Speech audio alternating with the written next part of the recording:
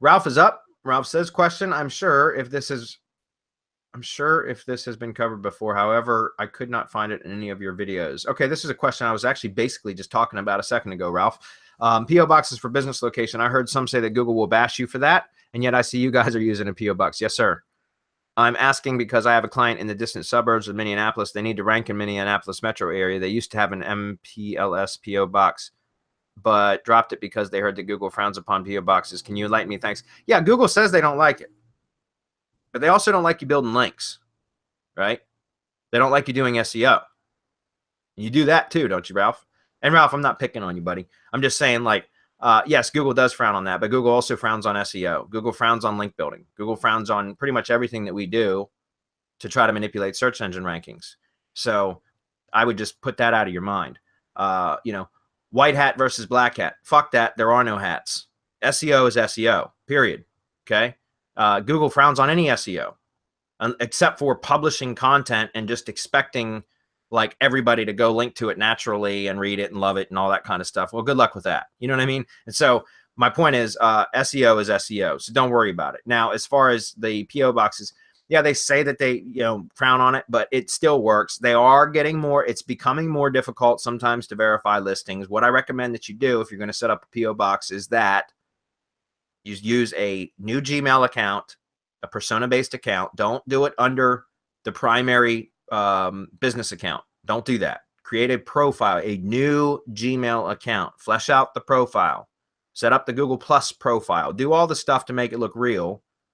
And then go create a Google My Business listing with that profile as the owner. It doesn't matter. You can still brand it for the same company that you're doing the work for. It makes no difference. All it is, and I'm using air quotes right now, the GMB listing owner will be the profile, the profile that you create. Then after it's been created and verified, then you add your email address, your Gmail address, or the main account Gmail address, whoever the GMB business owner is, the profile, the Google My Business the owner of that account for your client. You can add them as a manager, right? And then eventually you can even transfer ownership. But what I wouldn't do that. I would still leave the persona, the profile as the owner, and just have yourself and your actual client as managers. And then the reason for that is because what I found is, like, for some of my lead gen sites where I've got multiple locations, I found by trying to create GMB listings with multiple PO boxes under the same account, it will often flag the account and terminate a GMB listing, like the newly created listing as spam. It will flag it as spam, and it will require a bunch of additional verification, which is damn near impossible. So what I do is now, and I've been able to work around that by just creating new profile accounts and then adding the GMB listing under the new profile, and then just adding my main primary lead gen GMB as a manager. That's one way I've been able, that's the workaround. Now, that said, last thing I want to mention is when you go to do the PO box method, you have to use the street address option that the post office gives you. So you can't just put a PO box in, like in GMB. It won't accept it. You have to use the street address of the post office and then the box number. And all you need to do that, and this comes up almost every week. We should have this in a frequently asked question. If we don't, Adam, maybe we should tag this because this comes up almost every week. Let me, it's this right here. Also, I wanted to jump in real quick. I think it's important that while there's no white hat or black hat, there's elf hats. And I think that's important to recognize today. You mean like this?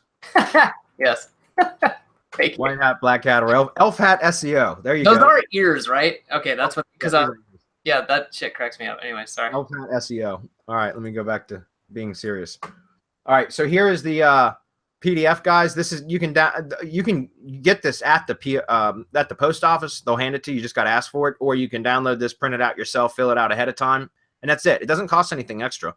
All you do is once you get your PO box number, then they'll give you the street address from the the post office itself, and you use the post office street address as your business address, and then you get the number sign and then whatever your box number is.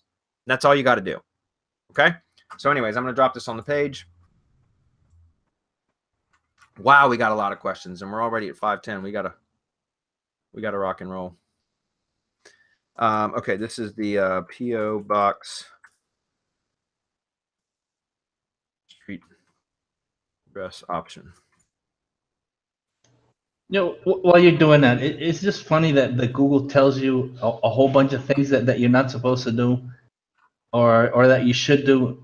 Like when you're running ads, for example, in AdWords, you're required to have terms of service and privacy policy on your AdWords page, correct? Or Yeah. it gets rejected. But haven't we shown that's not true? Yeah. Yeah. So I take just it all tested with a that. grain of salt. I tested that over the weekend with a I can't really talk about it, but I set up a YouTube ad with the target URL as something that I would have never imagined would have gotten approved, but it was on a Google domain and it absolutely got approved, and it was pretty fucking crazy, to be honest with you. So I got more It's amazing what Google will accept and what it won't. Yeah. Okay, yeah, haven't we tested setting up an ad to a blank GDoc and it worked? Absolutely.